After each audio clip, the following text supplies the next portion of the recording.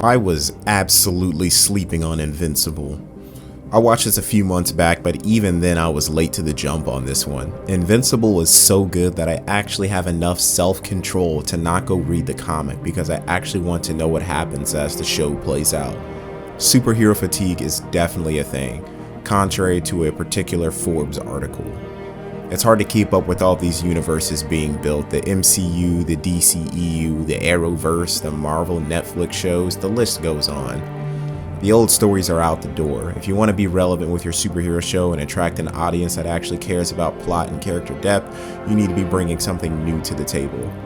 Robert Kirkman is working on building another masterpiece. Allow me to clarify that statement, as I am extremely open about The Walking Dead being bad.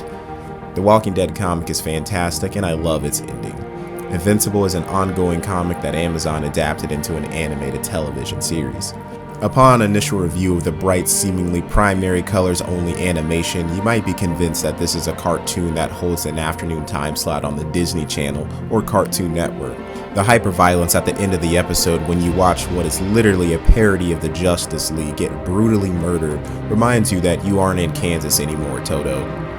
Invincible is a fantastic mix of old superhero stories and ideas that feel insanely fresh.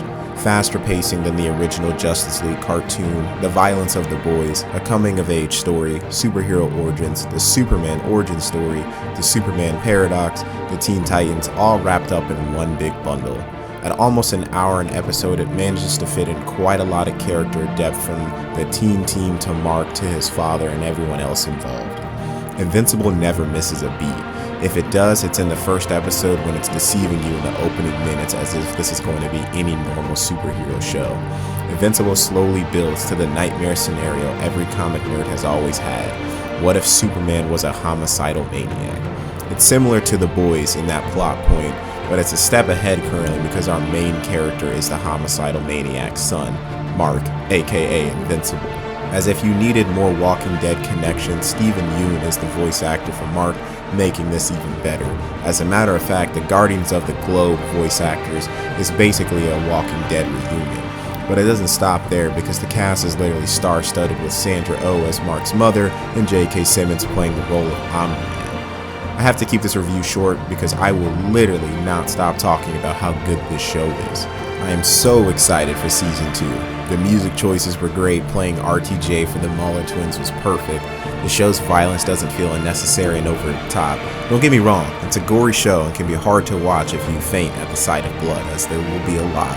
But similar to Kirkman's other works, violence itself is an emphasis to the plot of the show, the reality of the danger of a superhero alien punching anything, a horrific, gory mess.